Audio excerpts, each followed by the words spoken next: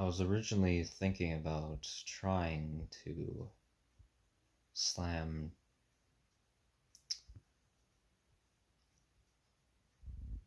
two topics into one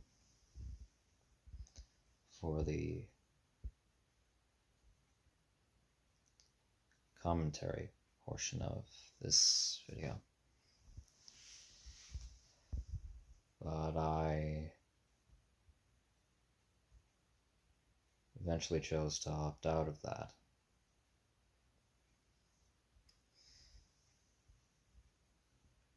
Because, well,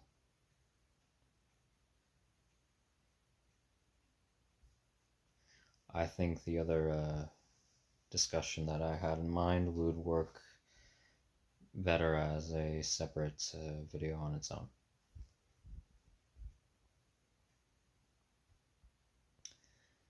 Also, at the end of this video, there's going to be,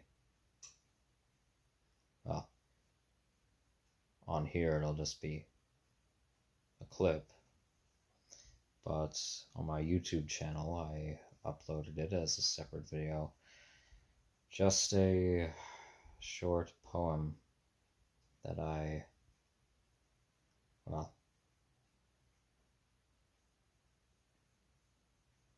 improvised for the holiday season. I just figured I'd put it on here as well.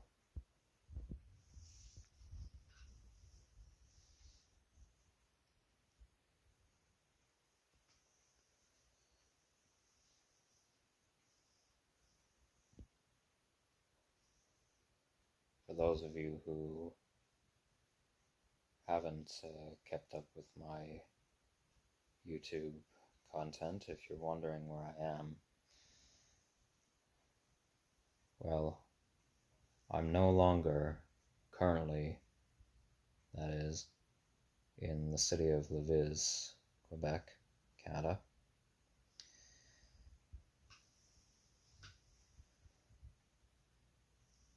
Long story short, I was able to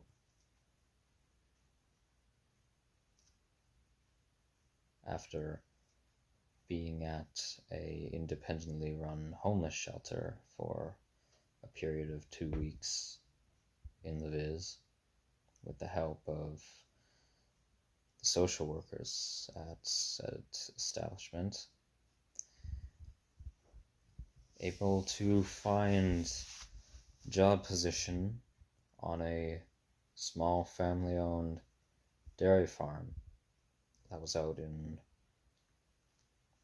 rural southeastern Quebec, and where I'm staying is in apartments, rent-free, owned by, well, the owners of said farm, my employers, in the village of St. Paul de Montmagny, which is east of Lévis. It's closer to the Canadian-American international border, and right outside of the northern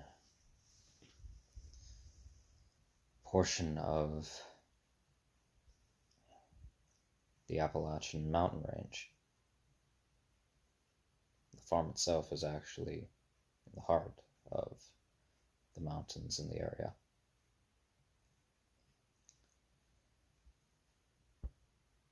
It's very beautiful.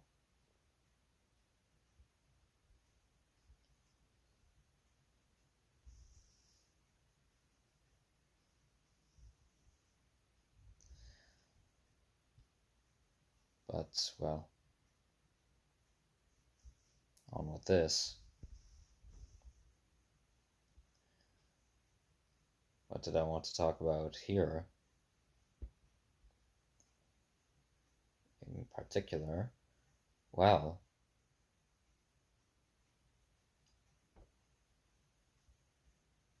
It's something that I've, in the last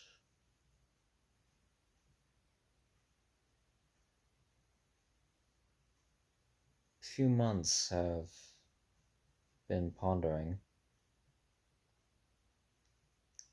Hopefully only thoroughly thought about it in recent times, the last little while. And because of, well, very specific reasons, more specifically, events that I experienced recently as well, all things considered.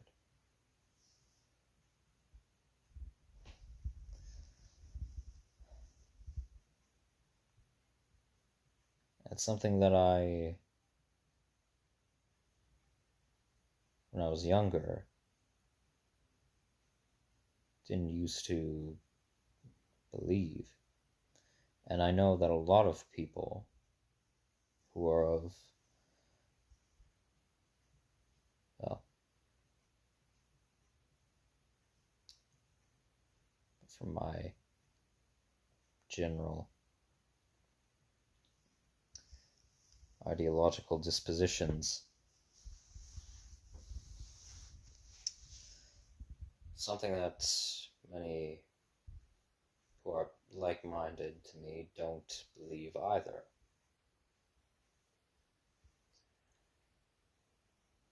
But it's something that I've come to accept, and I do now think it's truthful. But there's a catch to it, at least as far as I'm concerned. And what is that exactly? Well, there's a popular stance amongst, as I said, people of my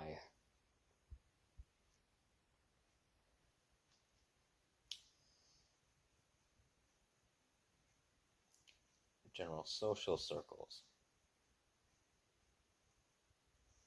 and cultural demographics that I've been affiliated to.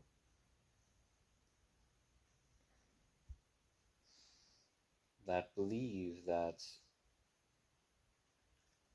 people who have the ability, experience romantic and sexual attraction, or just romantic attraction solely, that it isn't possible for someone to fall in love romantically in a day. That it's not that anyone who feels as if they're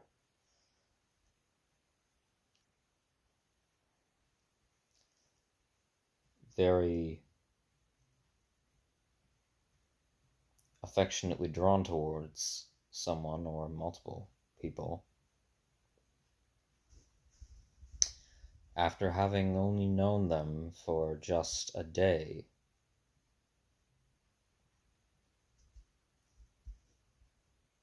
that it most likely, at least, isn't really based on a true romantic attraction, any connection, or real substantial emotional bond. Most often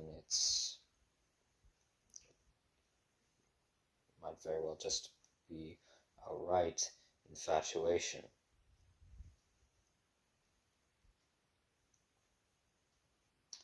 Towards someone or few people that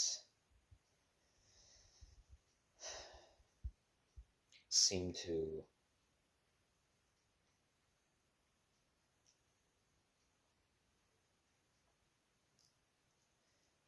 emotionally soothe you, maybe you could say.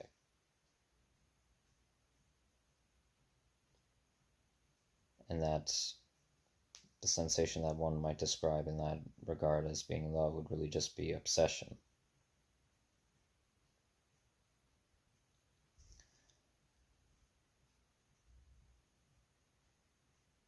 As far as I'm concerned now, I've changed my opinion on that. I don't believe that in the slightest. I do think that it is possible for someone to romantically be attracted to another person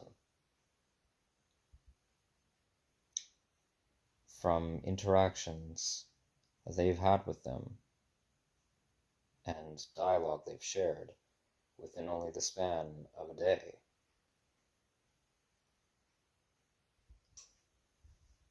Not counting it as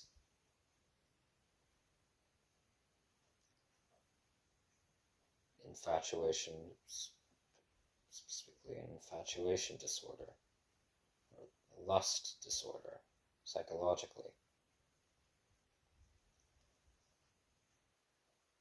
Now, here's the little catch to that, and I'll elaborate on this more in a moment.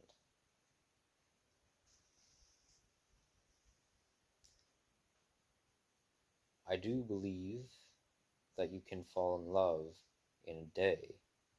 However, that does not mean that if you were to enter into a relationship with said person or people, a romantic relationship, at whatever given point in time, that does not mean that the relationship dynamic is going to work out well. It doesn't mean that even though you are emotionally heavily drawn to this person,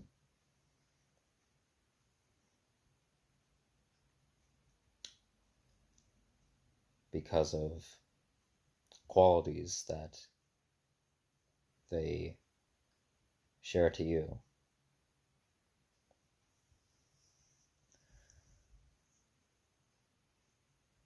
that doesn't mean that in the long run, despite compatibility even, that it's going to last. Because even though, as far as I'm concerned, you can be romantically attracted to someone within a day, well, that doesn't mean that you have all the information about the person. That I believe is impossible. It just means that you emotionally were so invested in them and stimulated by them as a person that you fell in love with them.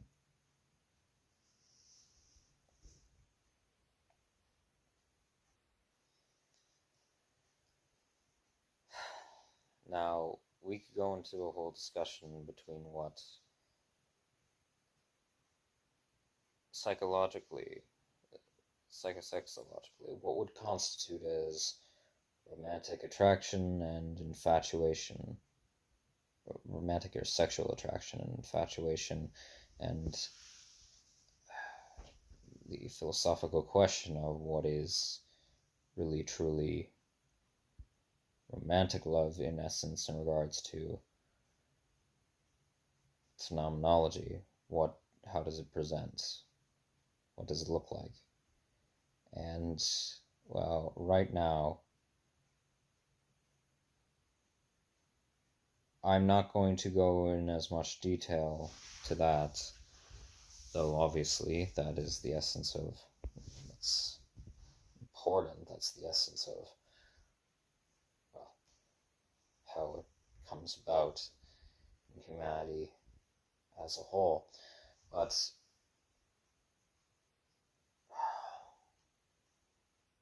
I think right now,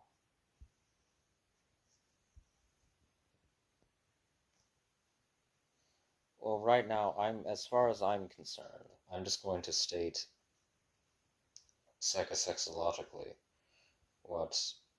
how I think, well, how I think romantic and sexual attraction develops, why it develops in the first place. There are, well, first I'll talk on an environmental level, and then what I believe in regards to human psychobiology is the reason for it being a property of ours in the first place. So environmentally, there are two reasons. One is because of cultural familiarity in early childhood development of what was associated to romantic and sexual expression within a given society, a given community of people, what was familiarized, or even if it, in this regard, if it wasn't within said demographic, if it wasn't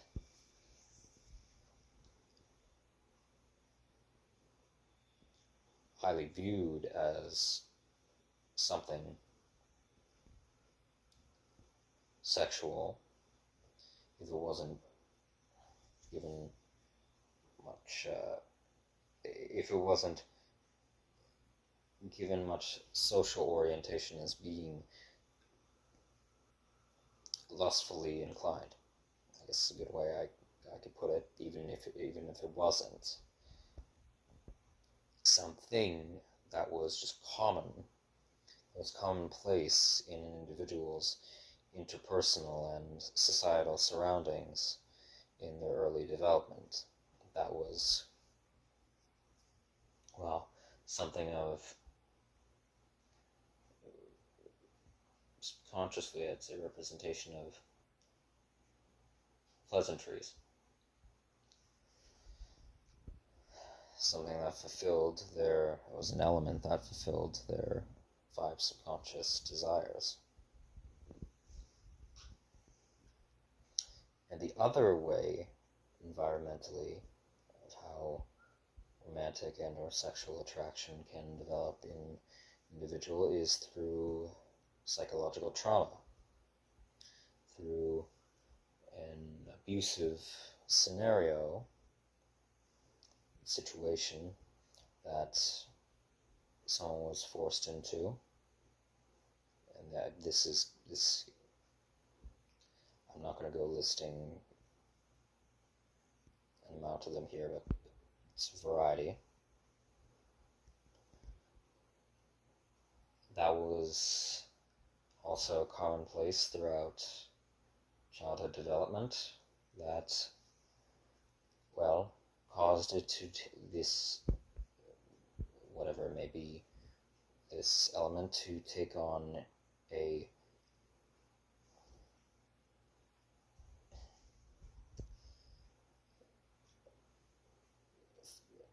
many in this regard often a fetishized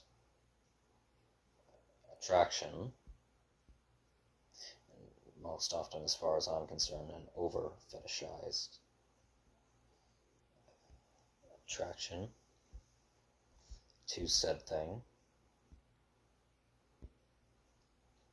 But I digress. Through this constant reinforcement is how the attraction developed. Now that that doesn't mean that the thing in and of itself, what the individual is either attracted to or the romantic and or sexual, in relation to that, the romantic and or sexual activities they take part in, doesn't mean it's innately associated to trauma, that it's innately antisocial. But in this regard, having developed because of anti-socialization.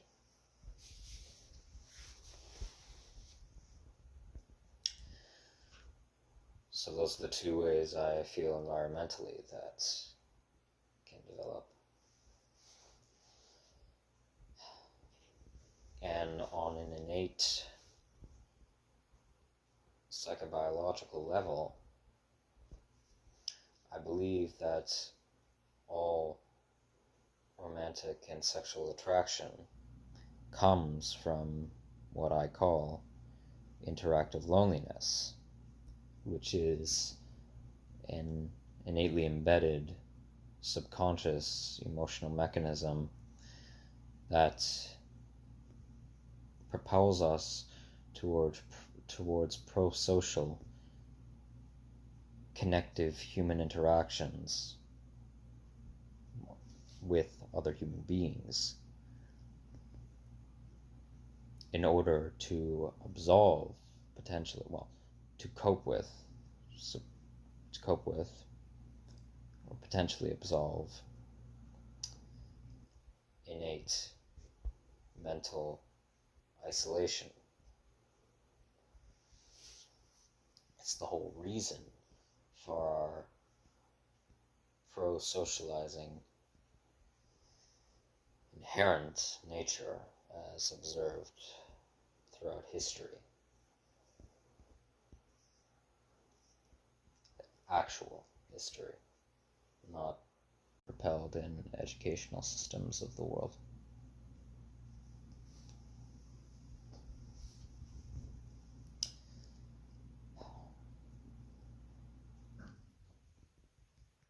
So that's on an internal structural level.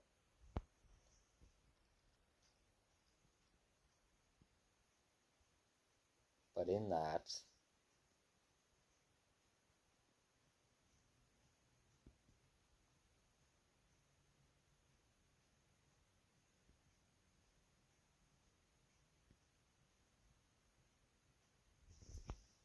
one minute.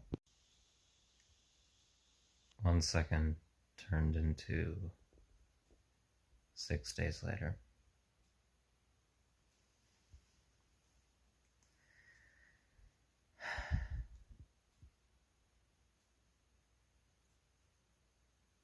I'm going to tell a story of something that I experienced whilst I was staying in Montreal this past summer. I was thinking of saving this story for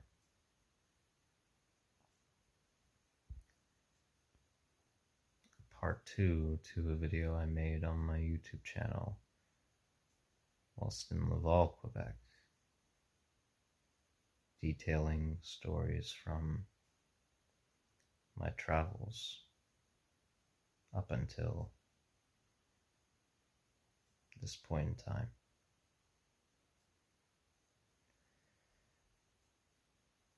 But I figured, no, I'll do it now.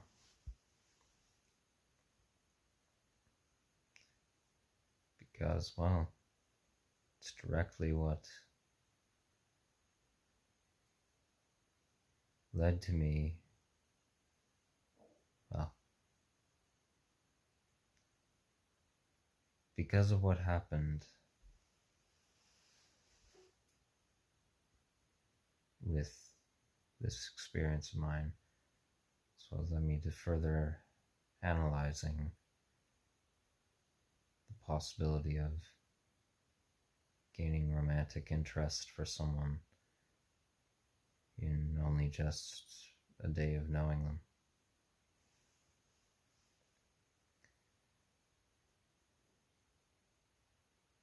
So when I was living in Montreal,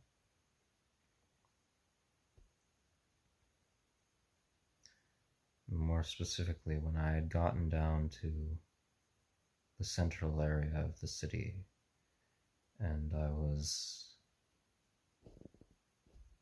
staying on top of Montreal,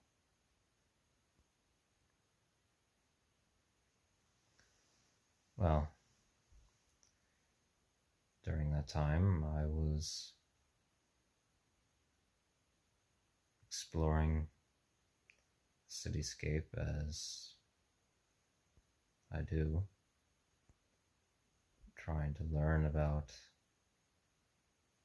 the general societal structuring of the municipality. And for my YouTube channel, specifically filming my Exploring Montreal video series.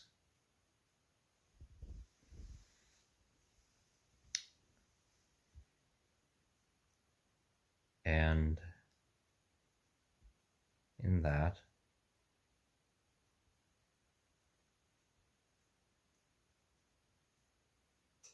in Exploring Montreal Part 8,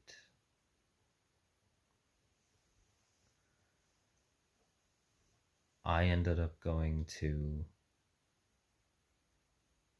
a certain strip club in the downtown area of the city,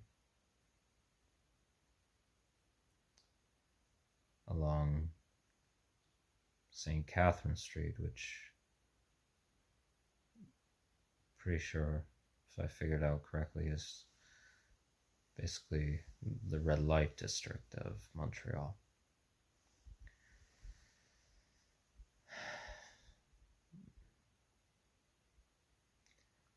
I had been planning on trying that night to go to at least 3 different clubs to showcase and talk about the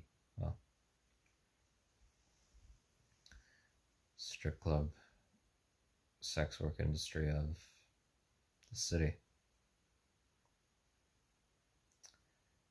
But I only ended up going to 1. Now, I'm not going to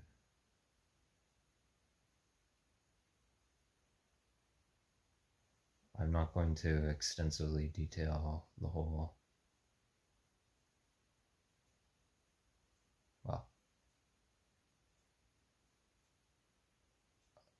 all key points of what happened during that whole time period. If you want a general idea of that, go watch my YouTube videos.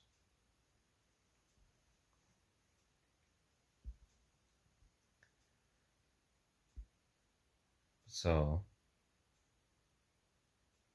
on this night, I went to said club. It was the closest one to me, and from looking into it online, it was highly praised, and if I'm not mistaken, I think it's actually the most famous strip club in the entire city.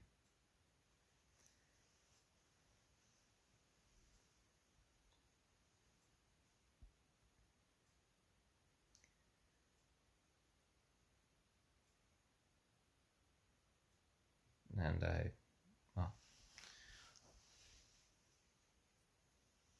I was already not having a very good day, as I just finished filming footage for a rant video relating to issues I was having with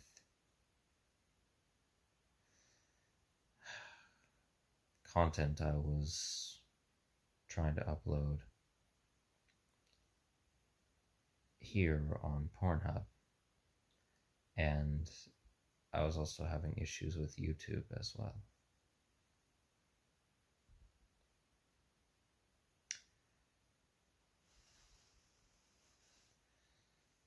So I went to the club. I believe it was at around, I think it was around 8 p.m.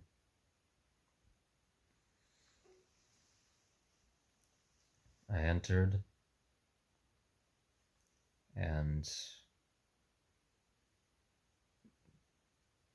well, I went into the washroom to put my phone into the netted sleeve of my backpack so that I could covertly record in there, as I do for documenting what happens.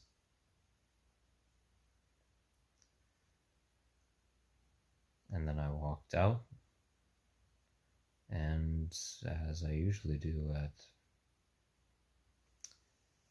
strip clubs, I sat down at a table and just began taking in the environment.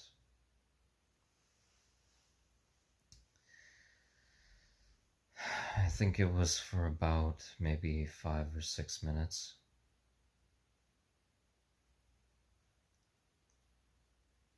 And then one of the performers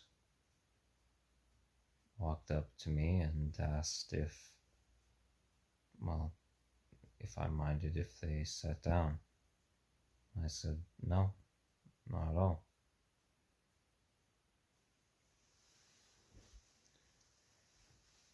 And just as I referred to them in my Exploring Montreal series, I'll refer to them here as V.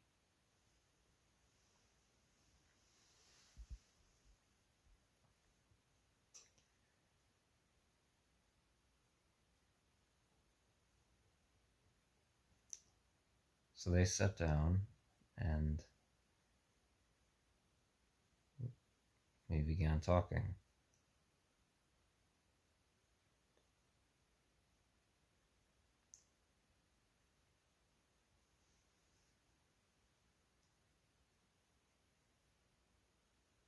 And let me just state,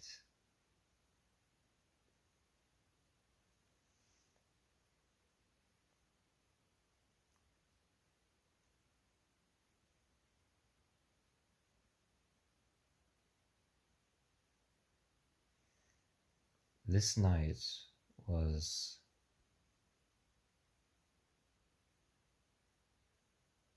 as of right now to date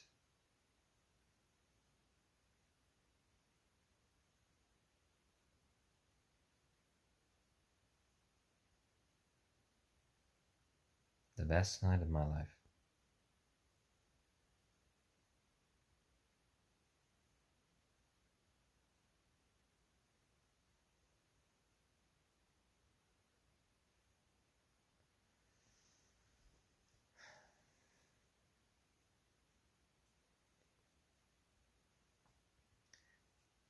They introduced themselves and I introduced myself.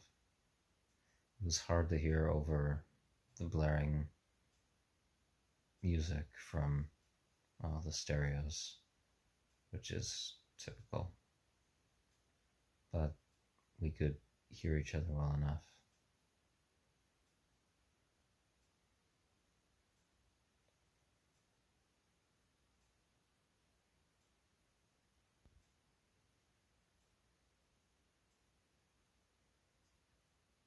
And they asked me a bit about myself, and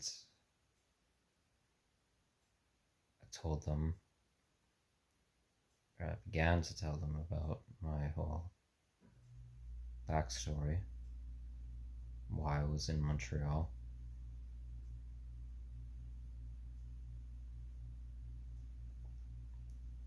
About me being a nomad, me sleeping on the mountain in the city, and so on and so forth.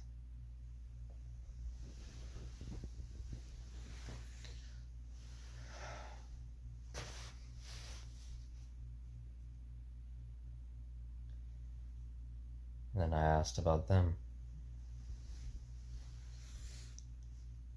And I took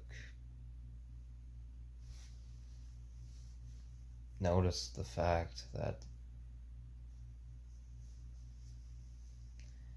they didn't have a Quebecian accent, it seemed.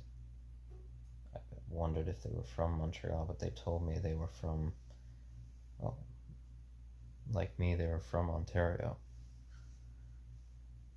Specifically, like, they're from the city of Waterloo. We got to talking about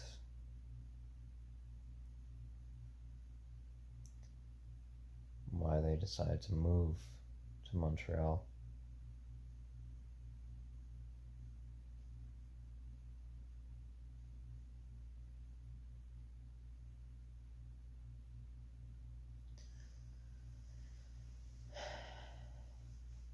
And I told them about a rather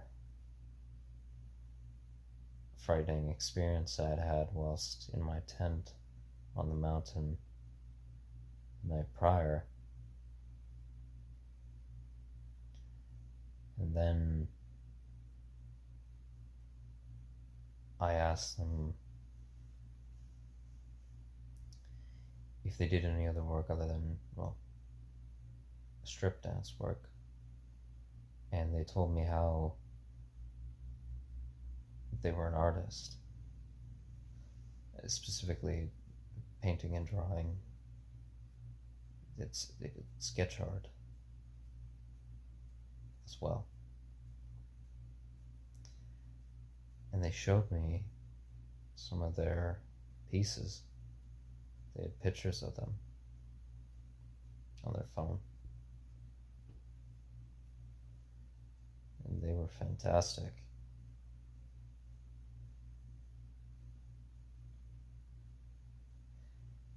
And then I asked them how they had gotten into sex work.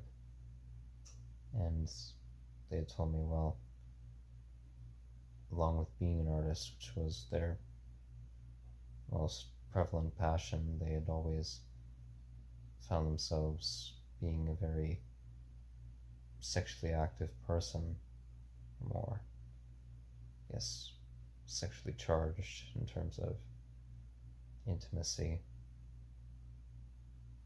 And because of work opportunities in regards to it,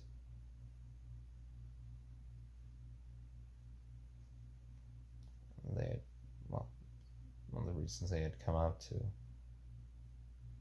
Montreal.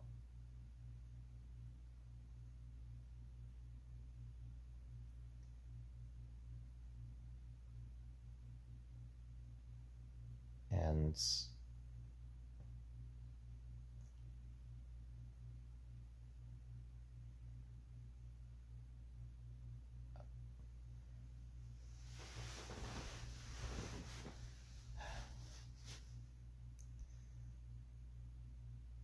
we basically we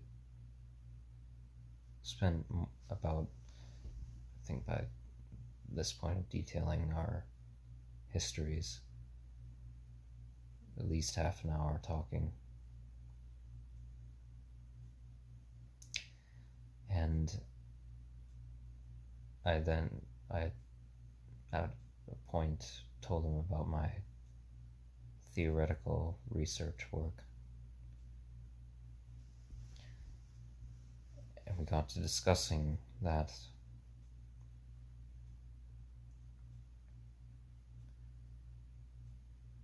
And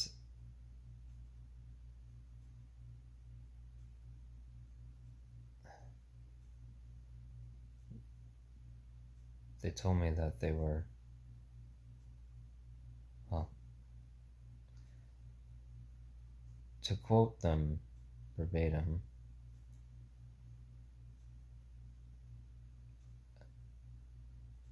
they had told me, "You have a beautiful brain.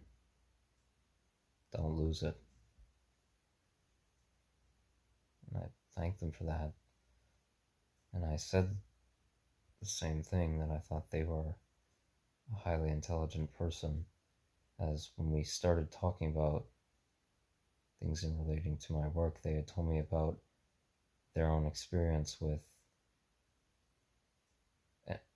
and when I detailed about emotional disorders that I, for a long while, had been suffering from. At that point, they told me about their struggles with psychological illness as well.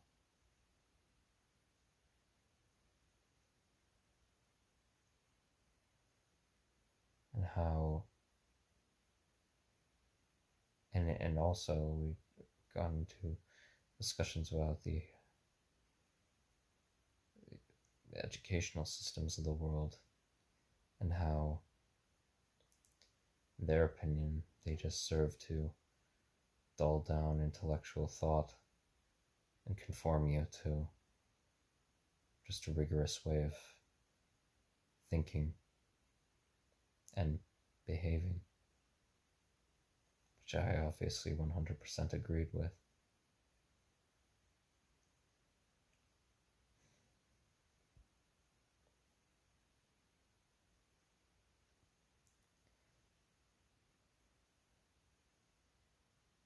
And when they were detailing to me about their struggles with disorder,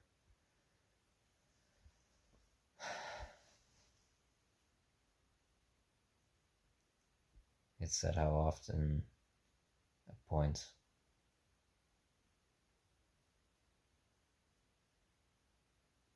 they were in such a depressive state where they found it hard to get out of bed in the past.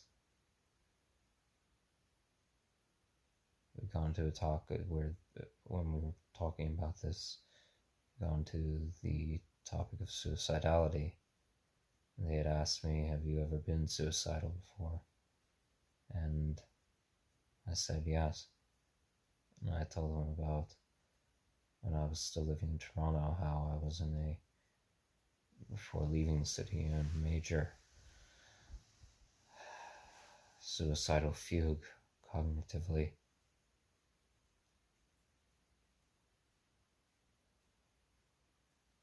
And they had also told me about how they'd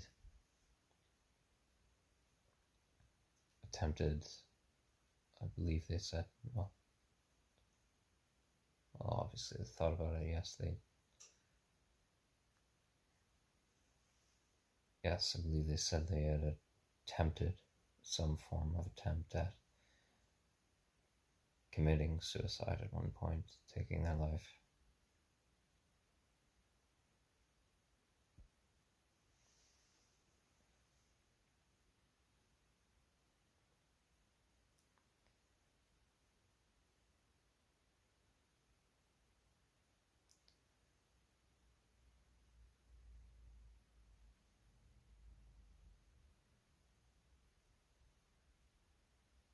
And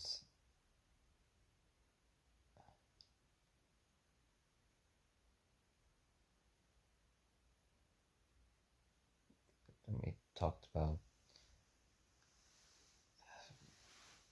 other things in relation to all of this: sex work, travel, experience with depression,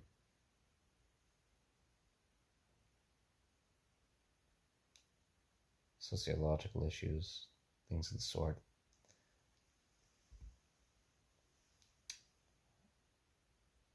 And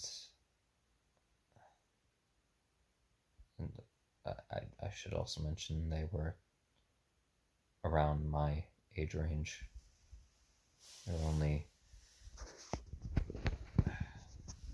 2 years older than me.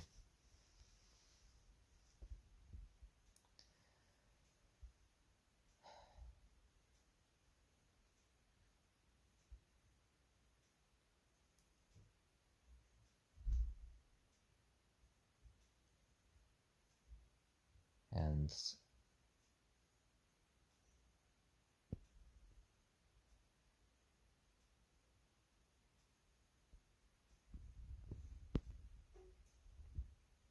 so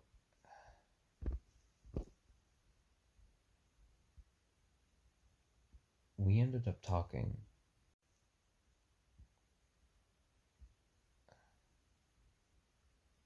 Let's see, I got there at about, I think, 8.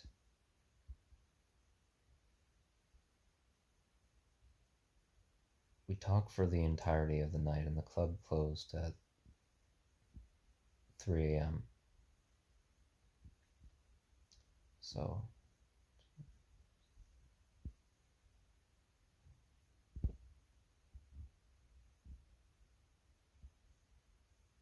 I think I'm counting that right.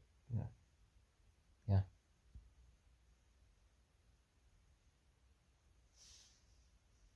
We talked for nearly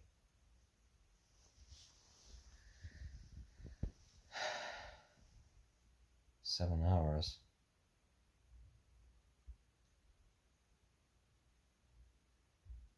Nearly 7 hours.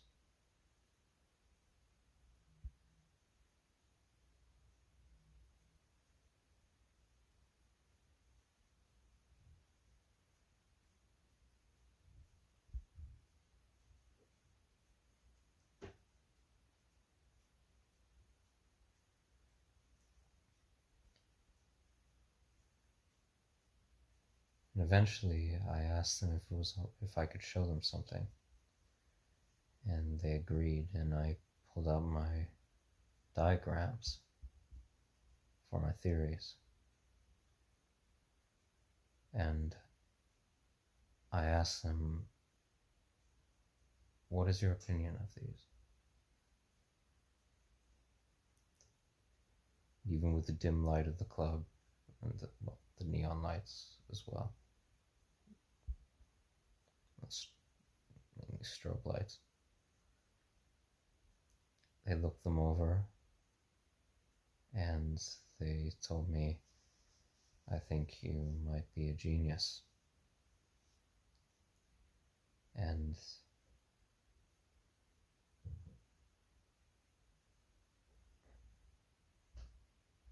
we began discussing them, and I asked if they had any questions about them. And for the whole rest of the duration of our time, they asked me about my thoughts in regards to topics relating to the diagrams, and I explained the diagraphic drawings and my thought process behind it, and then I asked about their opinions on the matters.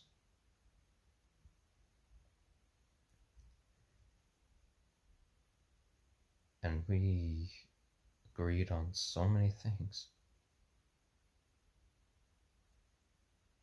They were so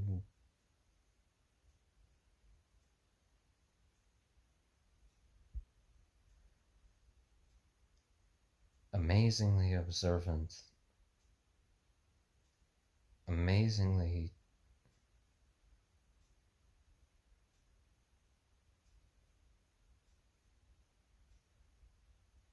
analytical,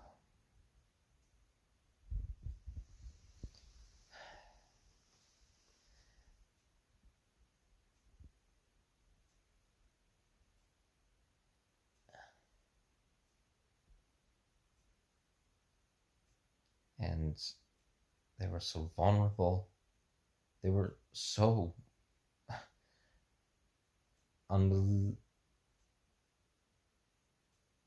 not unbelievably by this point for me, but at the time they were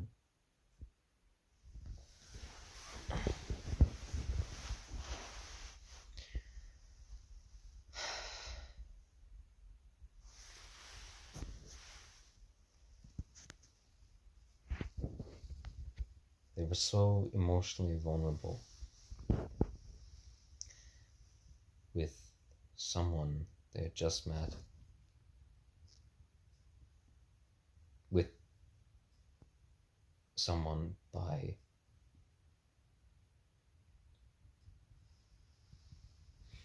all accounts of the establishments,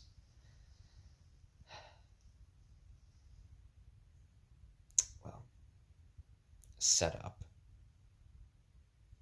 with clientele of theirs.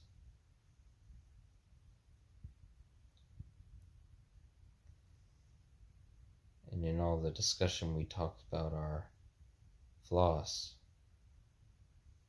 our past faults. I told them about the kidnapping I had witnessed in Toronto.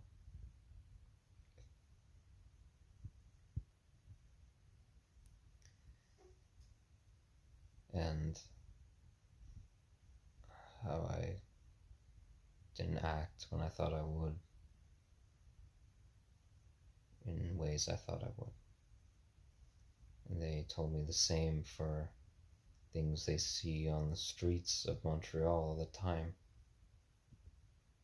Horrific corruption, terrible treatment of people suffering, extensive suffering. And they always tell themselves, what they said, they always think that they should do something, but they never bring themselves to do so. And they don't know why.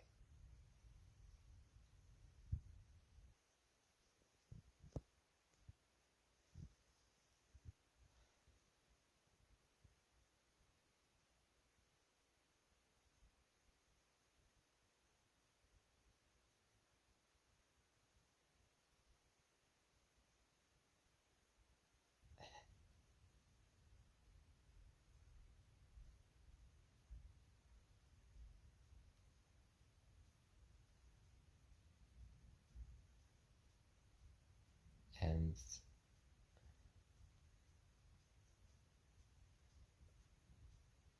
I'll also interject this into here. I didn't end up going for a lap dance with V. In fact, we got to a point in our 6 to 7 hour conversation where there were points where we just had a bit of awkward silence between each other because we didn't know what else to say at points. But I think it was only 2 or 3 times that they asked if I wanted to go for a dance, but they always said that it's up to you. You don't have to if you don't want. We can keep just talking. And I tend to reply back, well, I'm fine if you want to go, if not, then I'm completely fine as well, just talking. And then we just decided to keep talking. I wouldn't have at all been opposed to if they wanted to. Absolutely not. But again, I was more than happy to just keep talking. Not knowing how it was going, the conversation probably would have continued even if we did.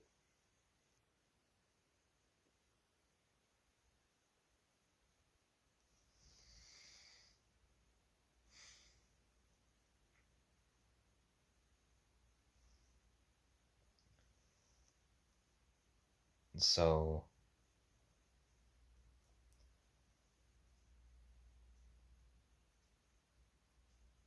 the night dragged on,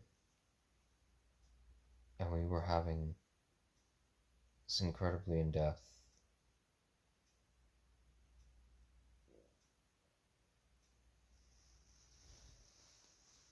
stimulating conversation. And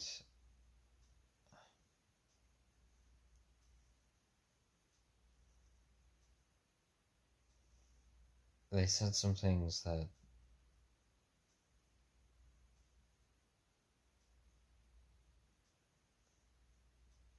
resonated with me in such a way that no one else that I had ever met in my life, in regards to feelings expressed, had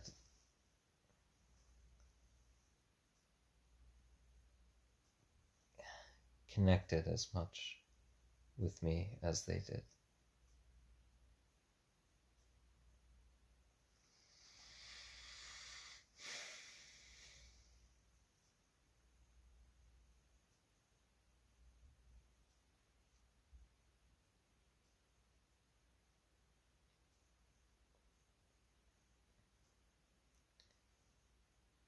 But then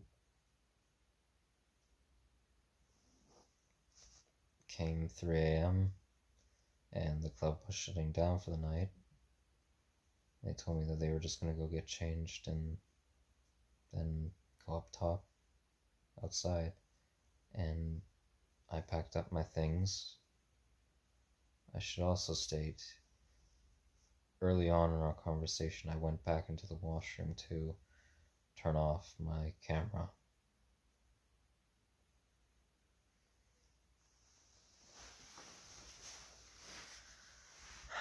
And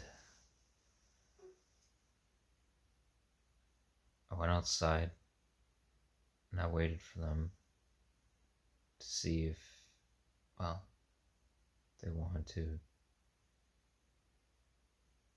I honestly don't know what I was expecting to do. It was late, keep talking or walk a bit. And they came out and they stopped in front of me and asked, where you headed now? And I said, well, I was just going to roam around for the night, possibly pull an all-nighter. I was initially going to go to other clubs, but, well, too late for that now, and I very much enjoyed speaking with you. And said, well, I'm going this way back to my place. You want to walk together? And so we did. We walked and talked more about our family relation. We talked further in regards to our histories about our family relations, their relationship with their parents, their thoughts on them being a stripper, and my relationship to my parents, my sibling back in Toronto. And we ended up getting lost, actually, on the way to their house. And we had to look on maps to get back to where they were staying. And they told me that if it was bad weather out at any time while I was still in the city, if need be, I could crash on the couch at their place. They had roommates they were living with. And I thanked them for that. And they also told me, which I didn't accept because at the time I didn't need it, but they said, because of your financial situation, if you need some money just to tide you over at any point, like a bit, I'm more than happy to pay you. And I said, oh, no, that's all right. I'm fine enough right now.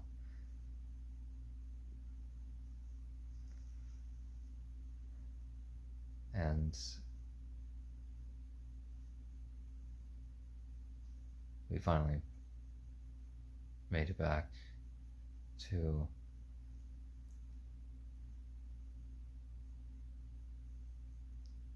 their place.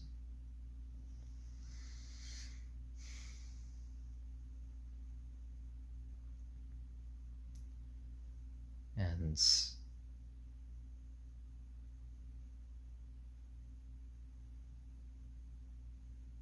we hugged. Well, they hugged me, and then they apologized, and I said, I'm sorry, I should have asked for permission first to hug you, and this, well, didn't know if you wanted or not, and I said, well, thank you, yes, but yes, I did, and then we embraced again.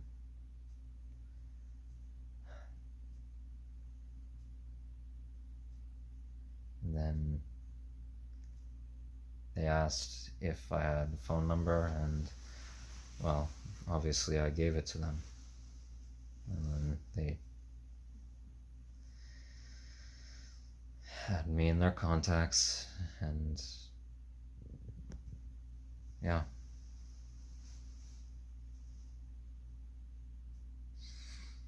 And then we said goodnight, and I decided to pull an all-nighter and just walk around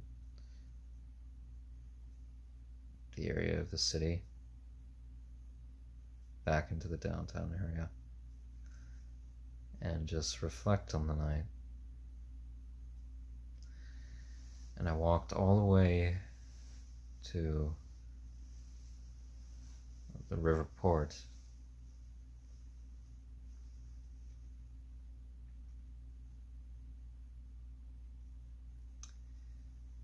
In Old Town, in the neighborhood of Old Town, Montreal.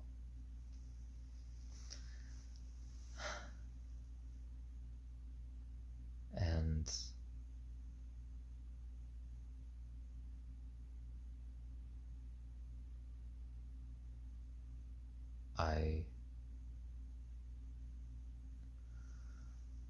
I was mesmerized by them.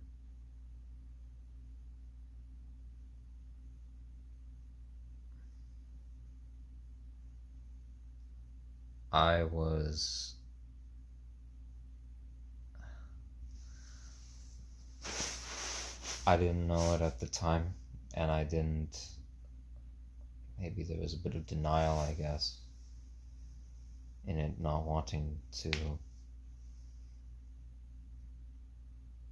say I was in love with them, but I absolutely was. I was absolutely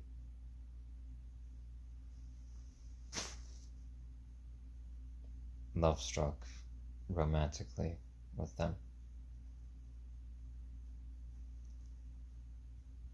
They were one of the most intelligent and compassionate, beautiful people I ever met in regards to beauty, both personality-wise and physically. They were gorgeous. From my, well, sexual attraction, which we also discussed in regards to, well, stigmatization of the sex work industry and people's sexual desires and attraction based on physicality and, well, fetish and things of the sort.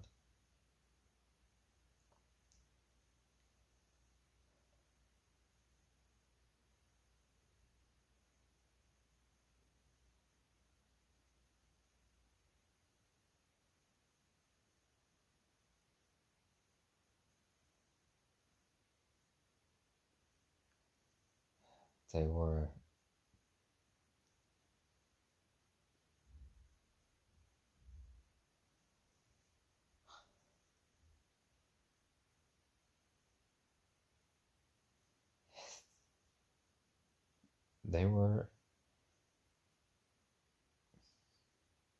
remarkable.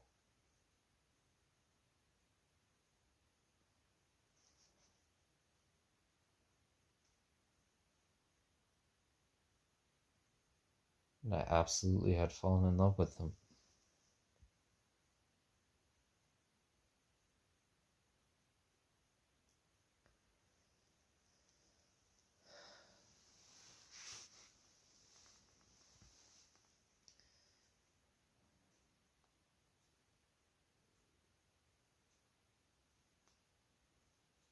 And I'll continue talking in the morning. I'll continue this in the morning, turned into a week later. So, for the rest of the night, once me and V parted ways, I, spent my time walking down through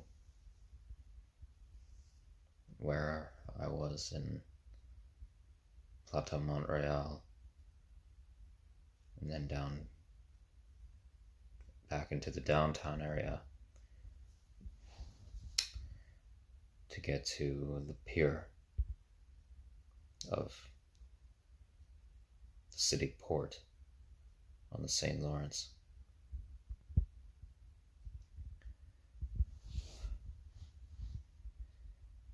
And my whole time walking, I was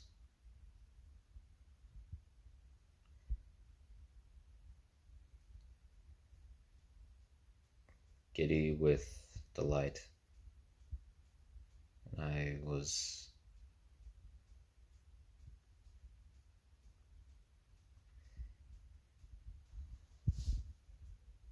enveloped in the sensation of pure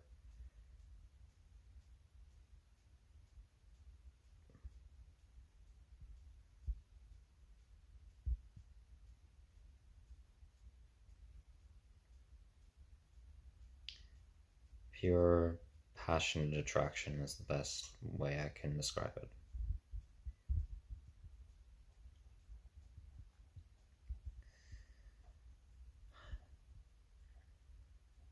And so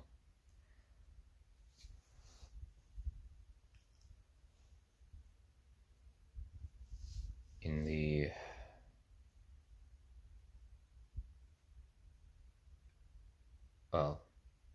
still the early morning, getting to dawn, when the sun was coming up, I got down to the pier and just sat on a bench outlooking the river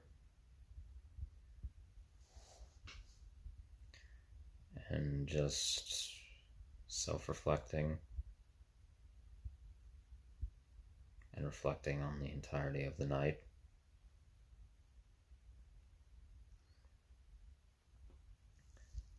And I believe it was around maybe 6:30 or 7 a.m. that I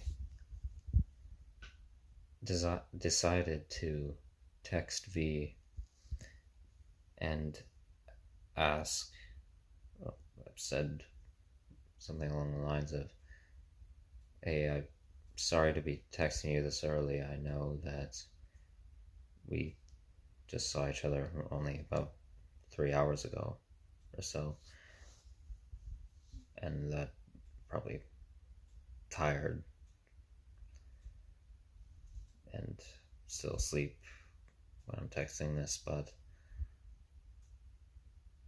if you'd be up for it, if you don't have any other plans when you wake up at whatever point in the day, or if you're not working again tonight, would you want to go get a coffee somewhere? Maybe at a cafe in the local area, if you want. And at about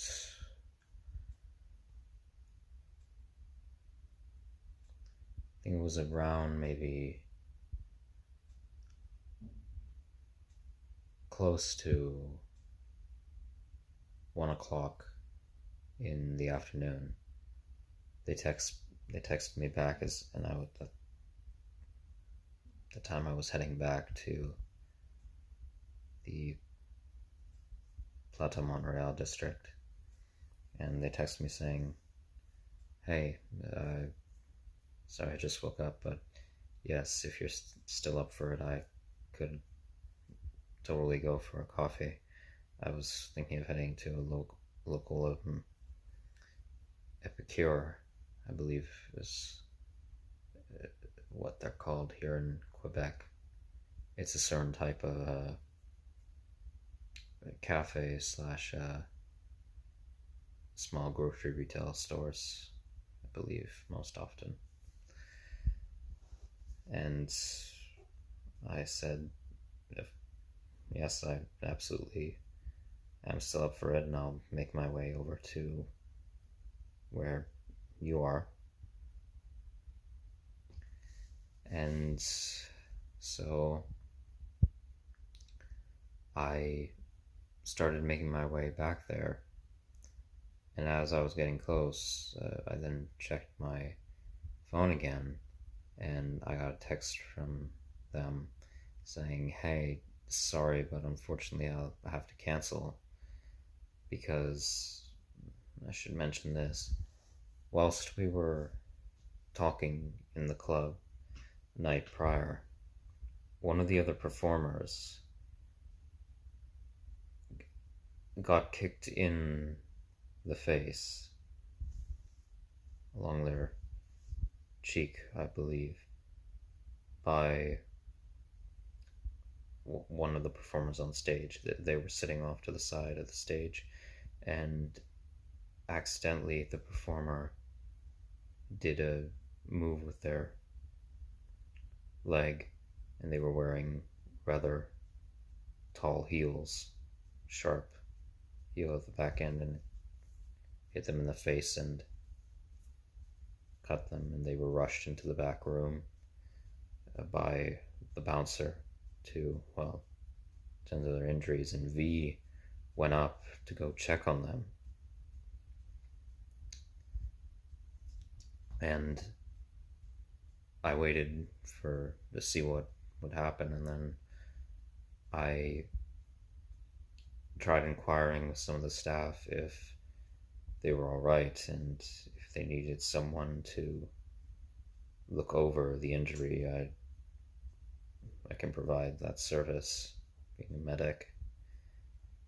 But they tended to it apparently with first aid, and V came back out and told me they think that they're going to be all right for now. But apparently the next morning, the performer that got injured texted V asking if they could come with them to a clinic nearby to be examined by a general practitioner. And they agreed to. And I asked them about the gash in their face, how bad it was, and they told me it was quite visible, quite,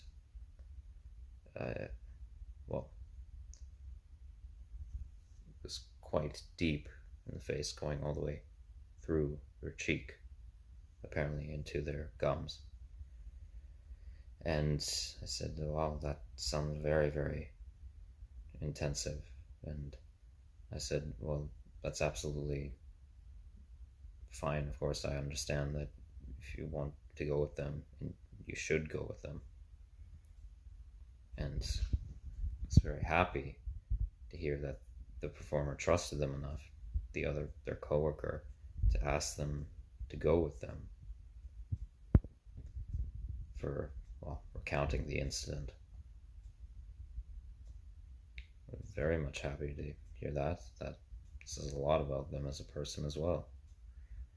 But so, and I asked them, well, I told them I hope that the doctor is able to see them and, well, see if they need any skin grafting, potentially. or if it can be rather, well, if there's any sutures needed, it can be tended to well. And V texted me saying, yeah, I don't think it's as big a problem, even though it's rather deep. It most likely will just heal up relatively well, but it is. But I said, I totally understand how terrifying that would be to see a giant hole, gash in your face. And I said, yes, absolutely. And don't worry about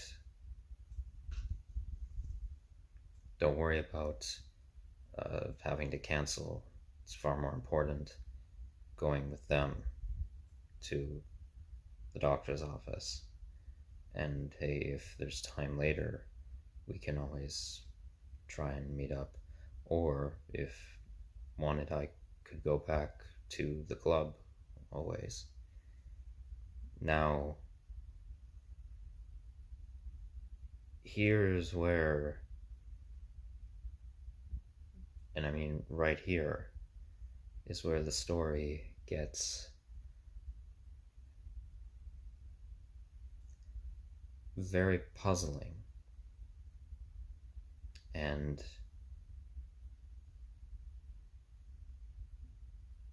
up till now, for me, has been very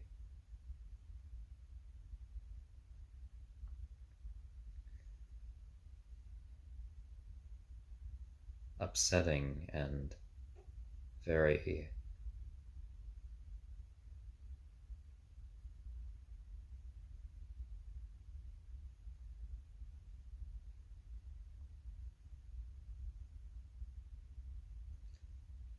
well, very disappointing and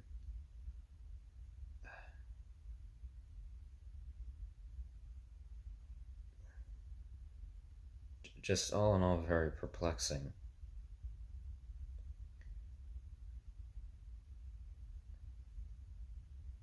Because I still have, since having left Montreal and all my other ventures I've had up until this point,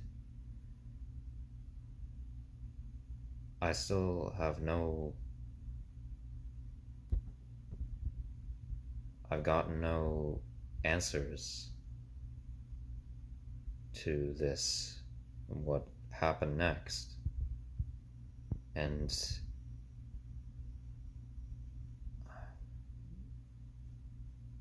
well, just no resolution has happened, and I don't know why. But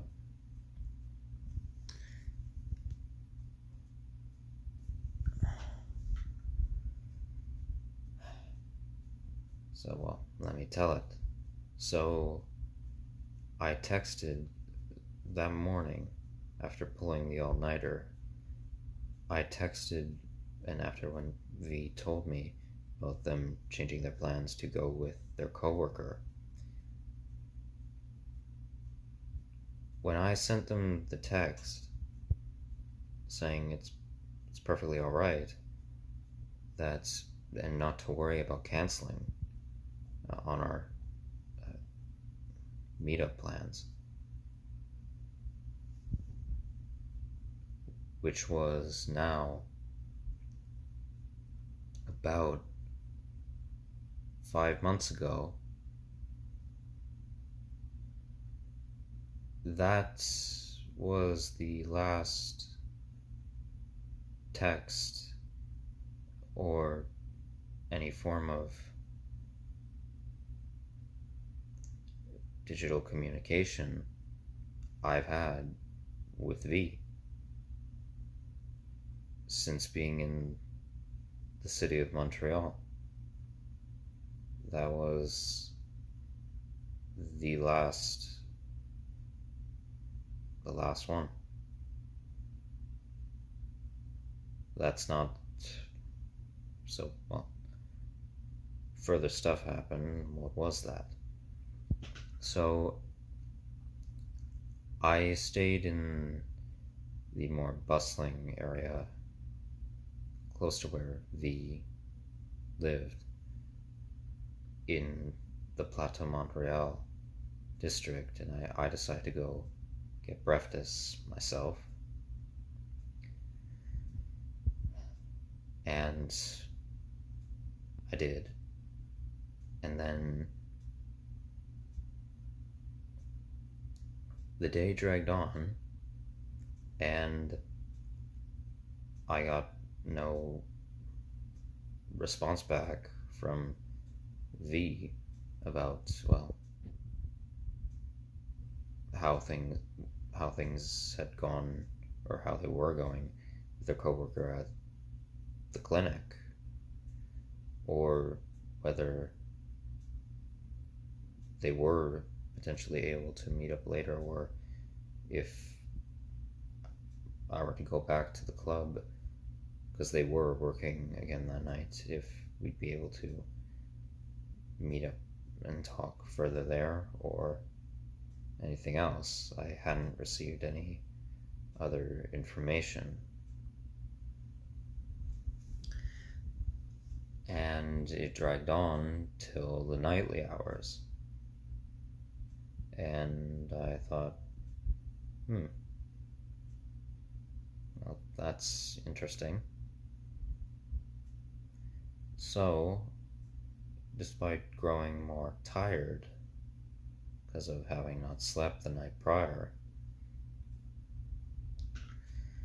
I decided I think I'll try and go back to the club tonight.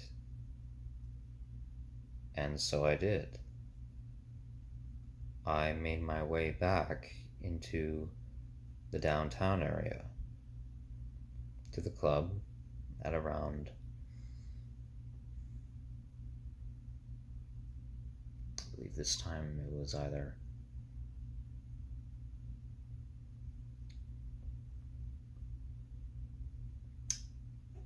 9 or 9:30, maybe around there.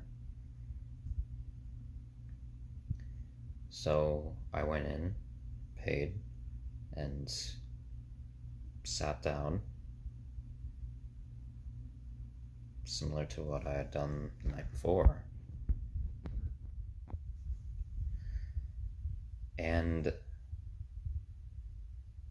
V was there, and I saw them, and they very clearly saw me.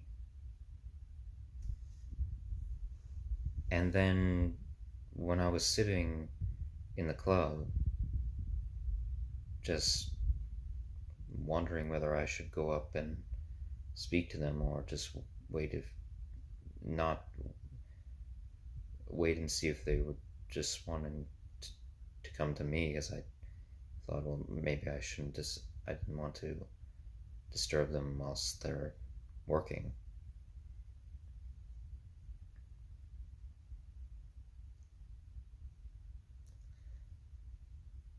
Them and another performer came up and sat by me, and the other performer started speaking to me, but V didn't say a word. And they were both looking at me, and I was speaking to this other performer, and they were asking about myself and where I came from, what I was doing in Montreal. And then they asked, would you like a dance? And I said, well, I didn't at the moment, but I more so just declined in a, I guess, indirect way. I said, well, not at the moment, but maybe later in the night. And they said, all right. And they got up to leave, and V got up with them and left. And we both quite we both looked at each other while we were sitting there, and they had more of a soft expression on their face. But they got up and went, which I found very strange.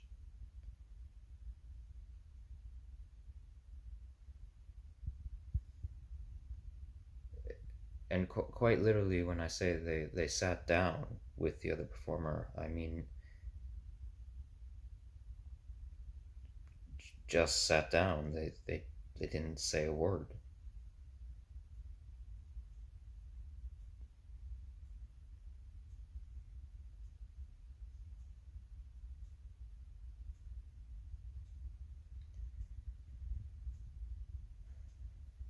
And so I continued to sit in the club, waiting and also taking in the environment again and enjoying and giving my attention to the performers on stage when they were on, and observing as I do.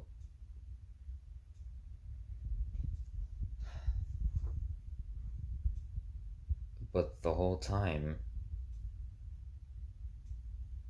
V didn't once come up to me.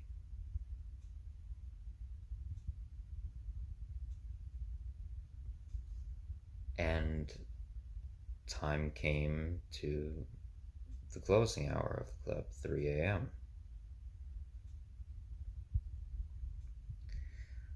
And so everyone went outside, and I thought, okay, maybe they, because of sitting with me the entirety of the night before, this time I think they need to try and maybe work a bit more for, well, this time, that was poor wording, this time trying to go with some dances of other, go have some dances with some other clientele for, well, needed profit income.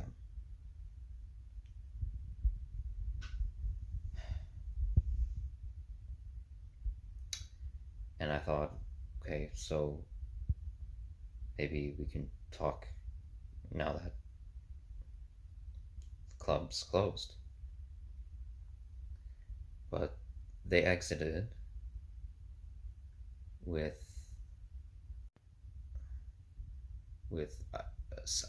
I think it was one of the other staff members who was one of the bartenders, and then walked down the road with them in the opposite direction of where they live, and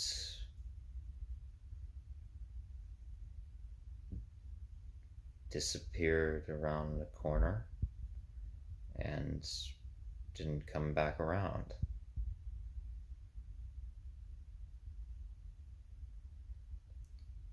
And I waited for about 15 minutes or so, and then I finally texted them saying, I'm gonna head back up the mountain for the night. And so I did. Walked all the way back up to my campsite on top of Mount Royal. Very,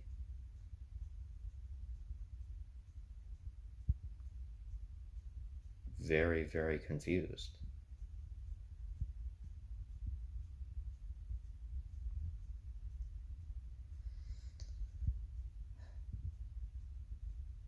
So the next day came. I slept.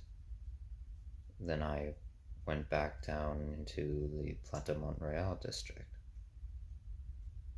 Got practice.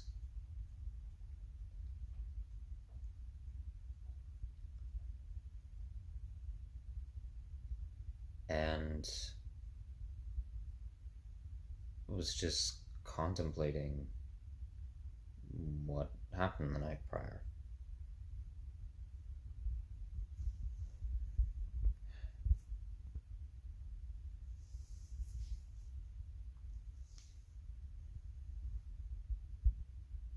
And then I texted them again later in the day.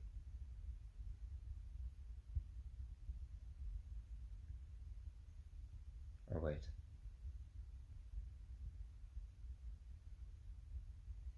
No, was it that time or?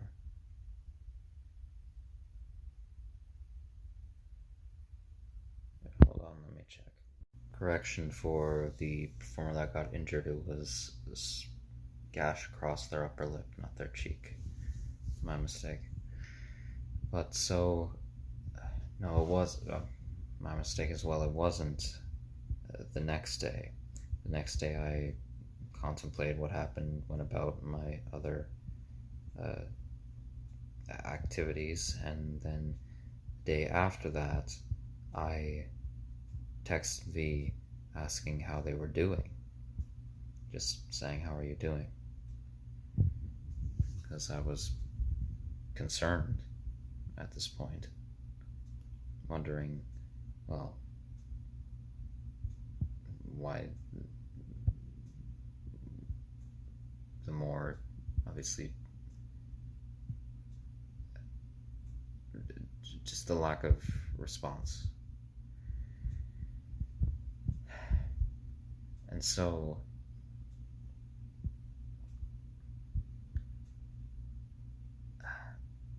again, no answer.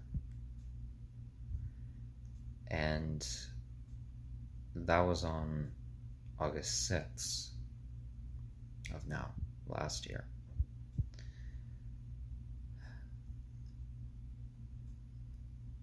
So 3 days passed, and I went about further explorations in the city, and then after getting to the top of a building I was trying to get to, and when I was recording Exploring Montreal Part 8,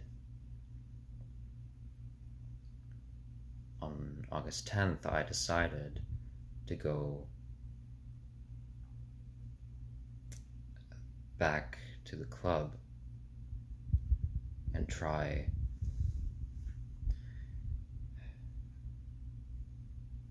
and see if I can speak to V again. And so I did. I went back to the club, sat at the bar this time, and in the night I did briefly speak to them again. They were passing by to get into the back area of the club by me, and I said, "Hey, V," I said something along the lines of, "Is everything alright? You never got back to me on text, or what was happening with the other performer and going to the clinic." And all they said to me was, "Yeah, sorry, I've been really busy with all this." And it was they said it very hastily, almost dismissively.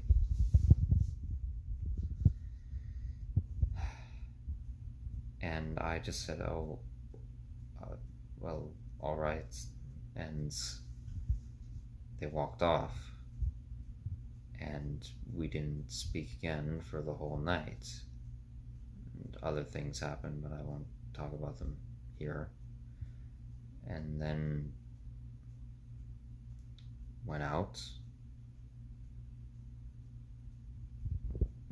of the club, And I waited to see if we could maybe talk, if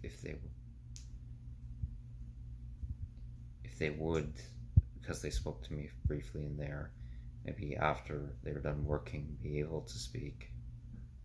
But no, they left with some other people that night, opposite direction again.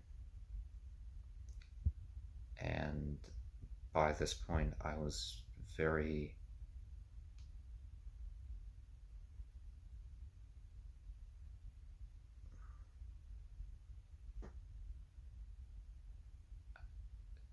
just all around perplexed.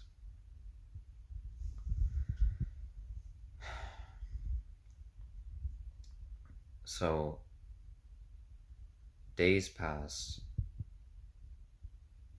and I go on with the rest of my excursions in Montreal. I called V.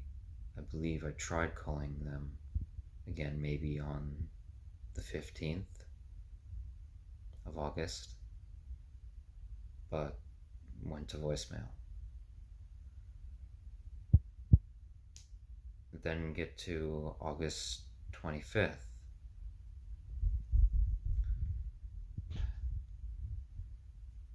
I'm making preparations to leave Montreal and get moving into the city of Longueuil.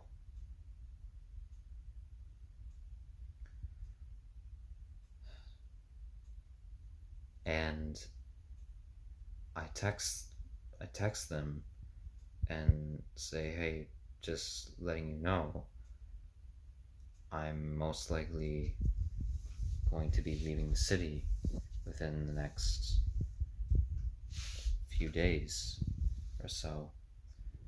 But if possible, I'd really like to meet with you before leaving and further talk with you about things. And I don't, and I said that, and if I'm being honest, because if I'm being honest, that night that we spent talking together in the club was one of the best nights of my life. And I know you have a busy schedule, and I don't want to make you distract from it in any way, but I really just like to get to know you better as a person. I'm sorry if that comes off as intensive, but it's true. It's how I feel. And I don't mean it to come off as intensive. Again, no response.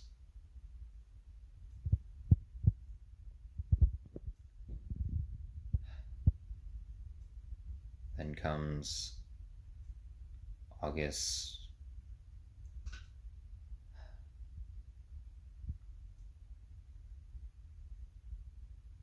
20s.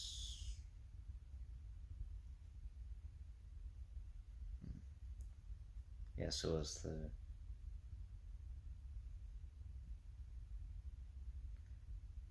27th. It's the 27th. I texted them again just saying, gonna be in the city for one more day, most likely. And nothing.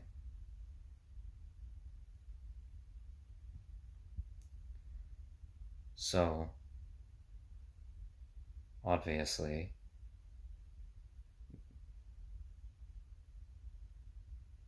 in this element of my travels and experiences, great sorrow, I left Montreal on foot without ever having another in-depth conversation with V again.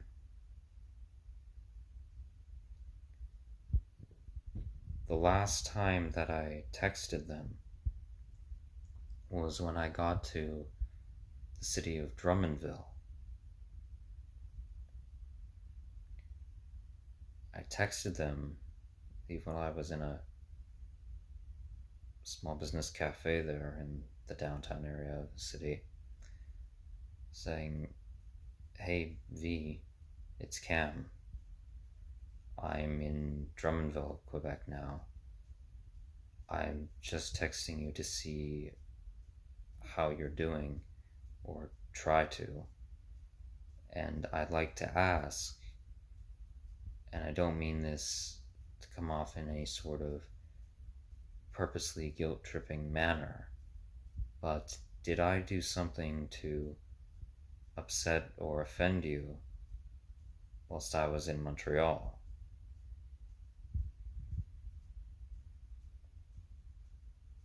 No response.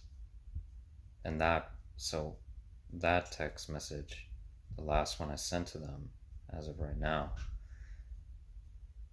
I sent on September 22nd. So nearly a month after I had sent the text right before leaving Montreal.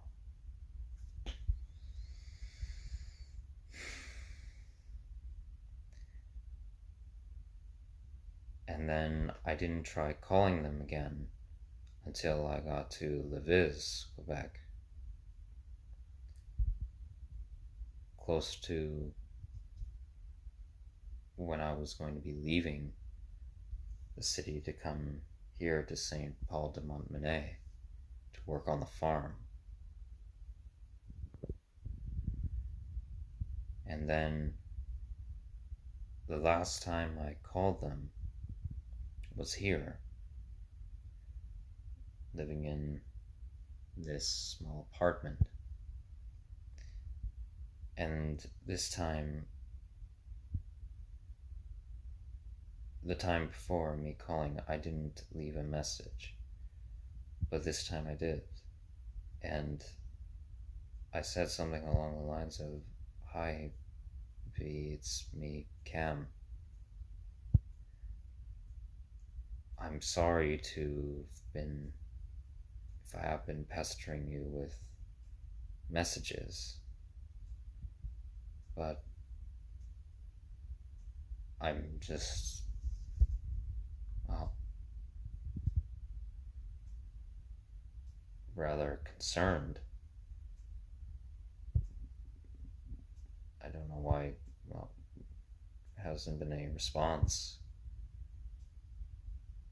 since the day, well, I didn't say since the day, but since being in Montreal, and I hope you're alright. And I hope I didn't do anything to make you upset. I want you to know that you are an incredibly intelligent person. And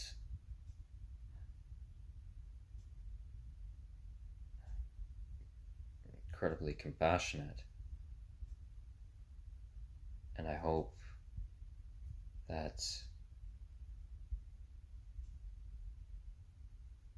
things will work out well for you when things are going well for you. I can't recall the message verbatim, but that was along the lines of what I said.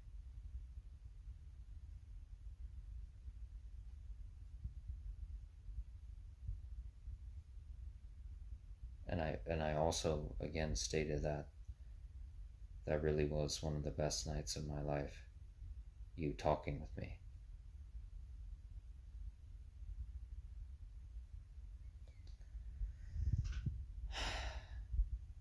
And that's it.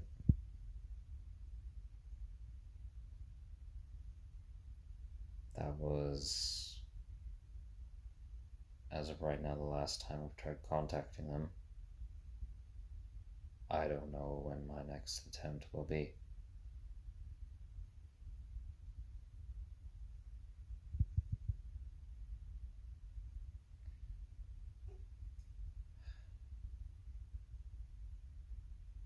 And so, the point of this story is I fell in love with V.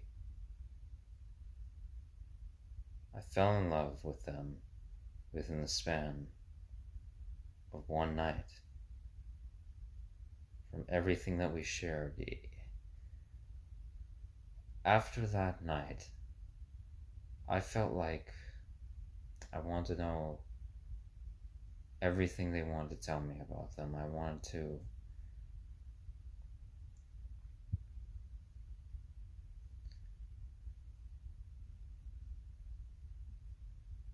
know every generous thing they've done, not know every flaw that they have, more even in regards to things morally that are problematic moral things that they have done in their life, not in the sense of condoning them, but knowing their flaws. And well, I want to know that for everyone. What am I saying? That's not a right way to describe it. I want to know that for every person I meet. I was in love with all their flaws, all their insight, their aesthetic. I was in love with everything about them as a person.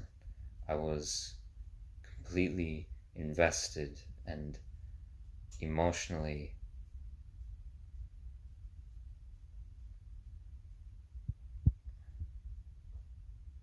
enveloped by them.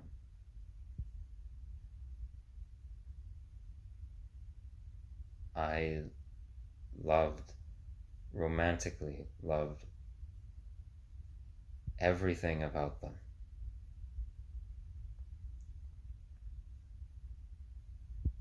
Everything.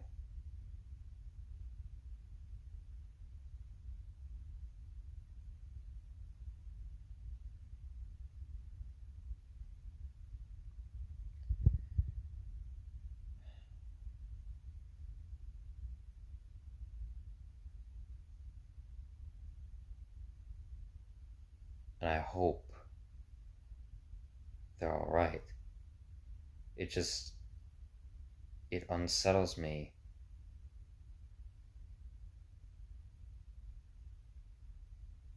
just the complete disconnect of what happened.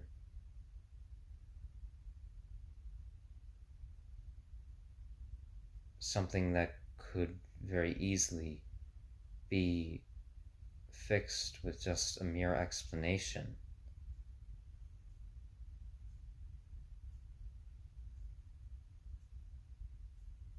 But just what happened?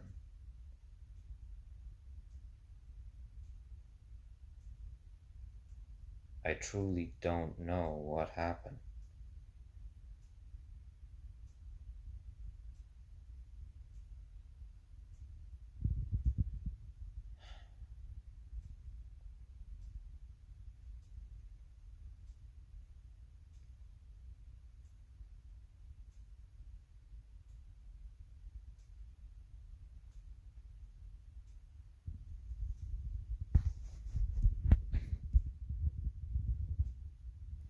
And I'm not going to, for those of you who are jumping to conclusions about what happened, there is no proof, any concrete proof of whether they're purposely ignoring me and just tried disconnecting from me because of something I may have done,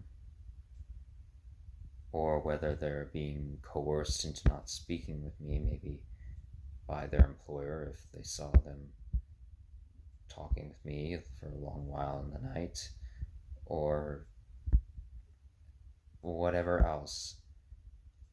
I'm not jumping to any conclusions, and I'm making no assumption as to what happened at all.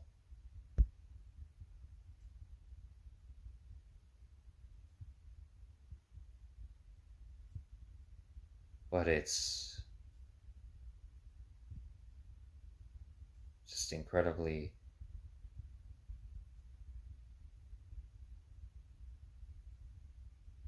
heartbreaking that I never got to speak with them in depth again.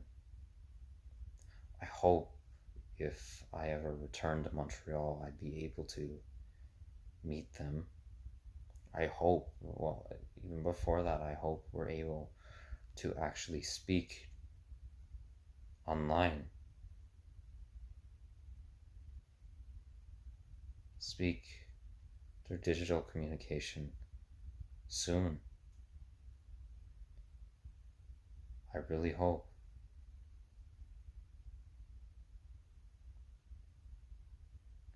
But there will be more elements of this story I share in the future at some point on my YouTube channel. But for now, this was just an example of my experience, of the fact that why I do believe that you can romantically become attracted to someone within so much of a day, as so much as one single day.